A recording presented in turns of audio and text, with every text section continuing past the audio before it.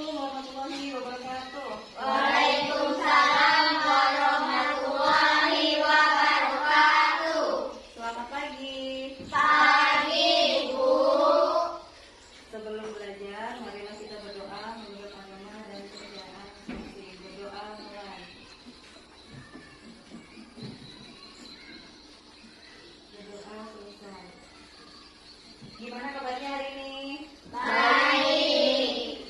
Nah, kita sapa teman-temannya pakai lagu ya. Kita mulai. Semuanya nyanyi. 1, 2, 3. Selamat pagi, apa kabar? Baik. Selamat pagi, apa kabar? Baik. Selamat pagi si Uti, apa kabar? Baik. Selamat pagi, Tenisa. Selamat pagi, Farah. Pagi. Selamat pagi, Adam. Pagi. Selamat pagi, Bunga. Pagi. Selamat pagi, Fani. Pagi. Selamat pagi, Rasi. Pagi. Selamat pagi, Habibi. Selamat pagi, Arul. Selamat pagi, Ani. Tepuk tangan. Nah, saya kan udah masuk ini satu-satu. Siapa yang nggak masuk hari ini? Priscil kenapa nggak masuk? Enam. Oke.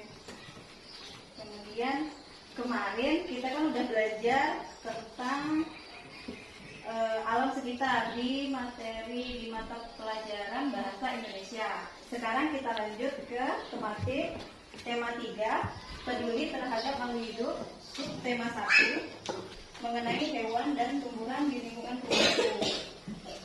Nah, Ibu punya gambar. Gambar apa ini? Padi sama apa? Kapas. Coba dicek. Gambar apa?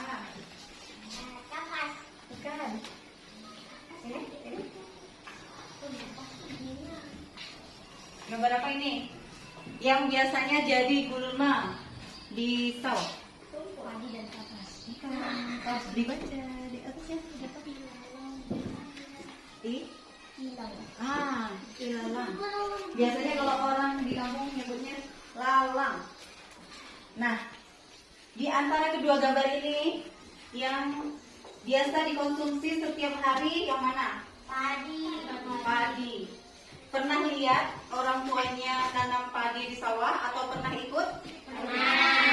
Berarti udah tahu kan gimana akarnya padi, batang padi, bulir padi, gimana padi masak, proses dari biji sampai kecambah, sampai menanam, sampai jadi beras yang kita konsumsi. Paham? Paham ya. Kemudian sebagian besar masyarakat Indonesia mengkonsumsi nasi sebagai makanan pokok. Jadi udah tahu kalau nasi tadi berasal dari Oke, keren.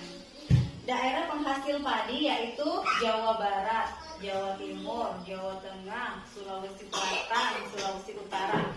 Pernah dengar daerah mana yang jadi lumbung padi? Enggak pernah. Mana ya? Lumbung padi nasional. Daerah Kerawang. Daerah Jawa Tengah ya. Kemudian proses pertumbuhan padi hingga menjadi beras, ada yang bisa jabarin? Yang berani? Ayo angkat tangan semuanya. Jabarin tuh misalnya dari padi nih direndam sama bapaknya di air mengalir di parit, habis direndam diapain kayak gitu. Nah, coba Farah. Kan Farah pernah lihat nih kan bapak di sawah bawa itu gitu kan? Gak apa-apa, sebisanya.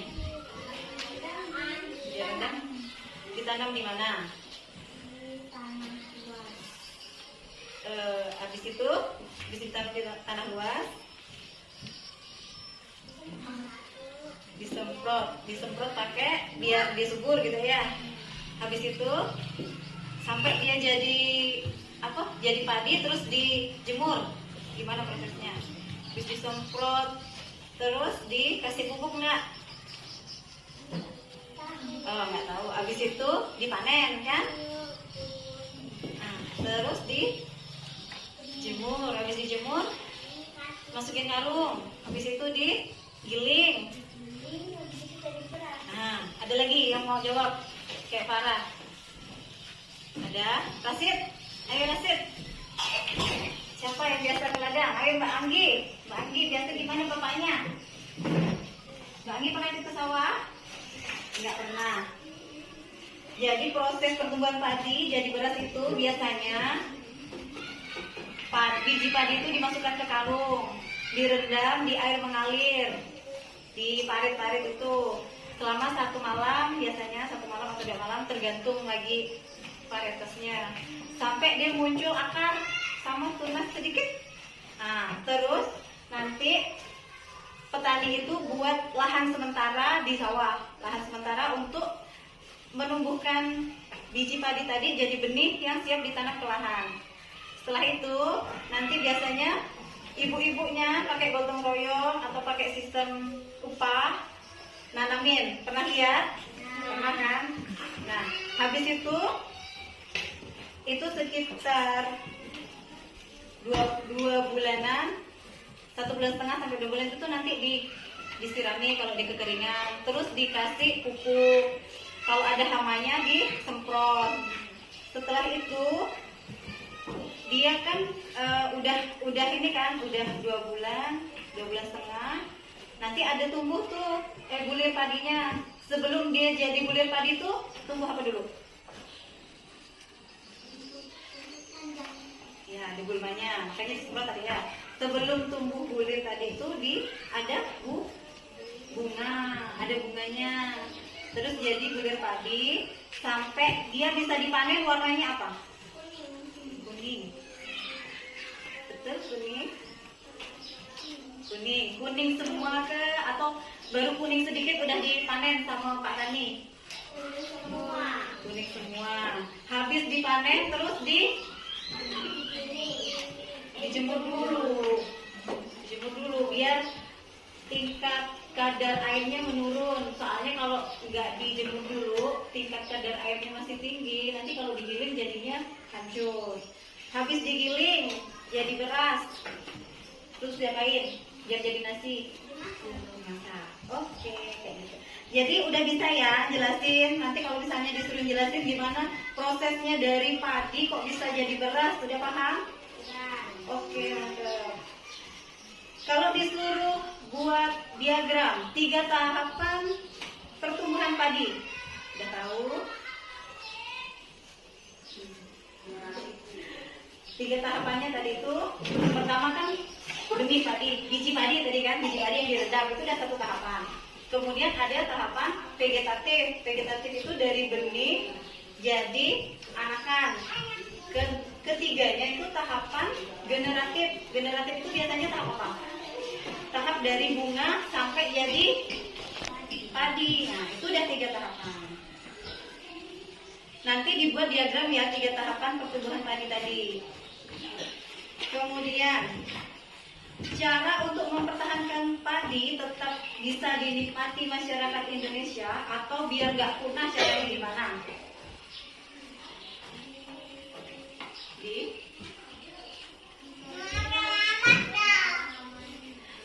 Ini kan udah dibawa nih Mbak, udah dibawa balik nih kan padi nih kan, di karung-karung nih kan. Nah, itu tuh biar kita bisa nanam lagi tahun depannya tuh gimana kan ya? Biasanya bapak ibunya tuh nyimpan, nggak semuanya dibuat digiling semua, enggak kan? Biasanya disimpan sekarung kah atau setengah karung kah untuk ditanam lagi di tahun depannya. Itu udah salah satu proses supaya kita menjaga padi nggak punah. Kemudian yang kedua, menjaga lahan supaya tidak beralih fungsi. Beralih fungsi jadi apa? Misalnya, kalau nggak ditanami jadi rumput. Terus yang kedua, beralih fungsi jadi bangunan. Kan nggak bisa nanamin lagi kan? Nah, yang ketiga, menjaga kebersihan lingkungan supaya tidak banjir. Ngapa banjir kok bisa nyebabin padi punah?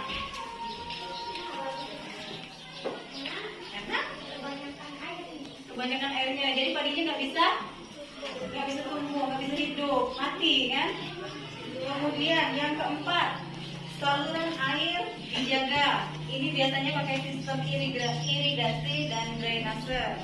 Yang kelima, menggunakan beras sepenuhnya, enggak boros. Jadi kalau misalnya memang ibunya di rumah itu biasanya hafal. Di dalam keluarga itu ada 4 orang. Biasanya 4 orang ini kalau makannya banyak ya udah 1,5 kilo. Itu kan masaknya. Jangan pula masak tuh sampai 3 kilo, nanti sisanya kan dibuang. Jadinya mubazir kan? Kemudian selanjutnya, amati gambar yang tadi dibagikan. Ada gambar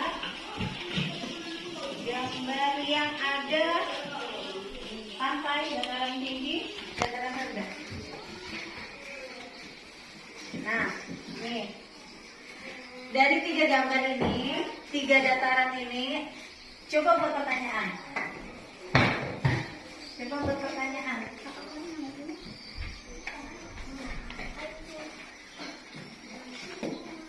Buat pertanyaan dari ketiga dataran tersebut.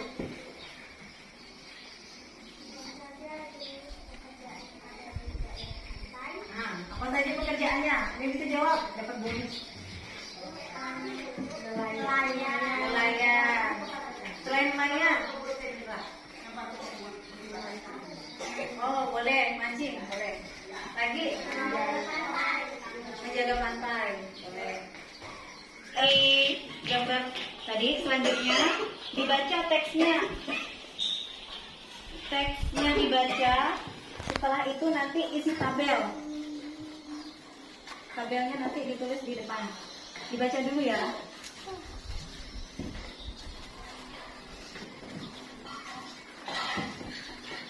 Untuk isi ini pantai, ciri-cirinya apa? Nanti dataran tinggi, ciri-cirinya apa?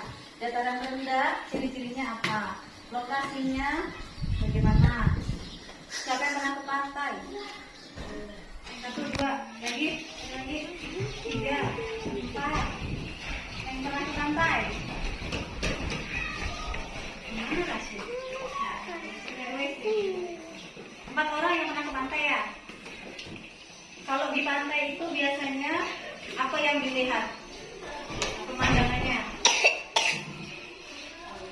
Laut, ada lautnya. Terus pernah nggak lihat nelayan live? Pernah. Nah, kenapa nelayan? Nah, ini evaluasi kayak gini ya.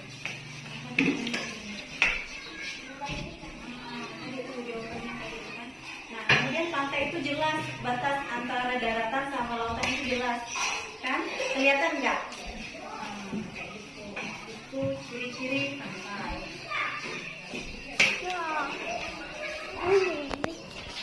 Ini selesai sampai situ aja.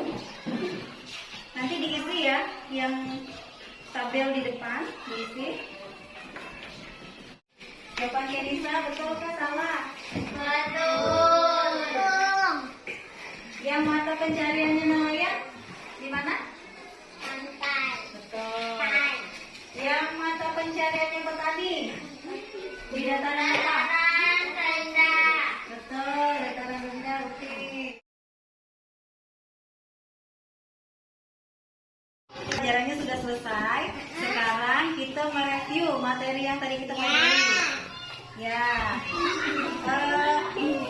Tadi lumbung padi nasional. Daerah mana? Rawang. Betul.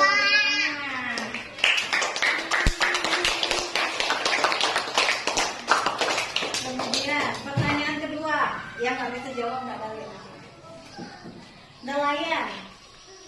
Mata pencarian. Oh, udah dijawab. Oke. Kemudian 3 fase pertumbuhan padi. Yang pertama dari biji. Yang kedua fase vegetatif. Vegetatif. Gimana menjaga padi supaya tidak punah? Kak Ken, bisa jawab Kak Ken? Semuanya, ayo. Menyemprot berarti merawat. Lanjut. Menyimpan sebagian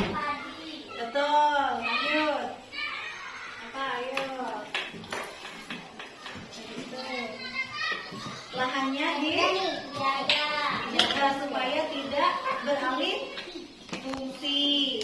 Kemudian menjaga kebersihan supaya tidak banjir. Kemudian menggunakan beras. Betul. Udah selesai materinya, jadi kita ketemu lagi di besok dengan materi selanjutnya. Selesai pelajarannya, jadi kita tutup. Sebelum pulang, nikmat dulu buku-bukunya. Berdoa mulai.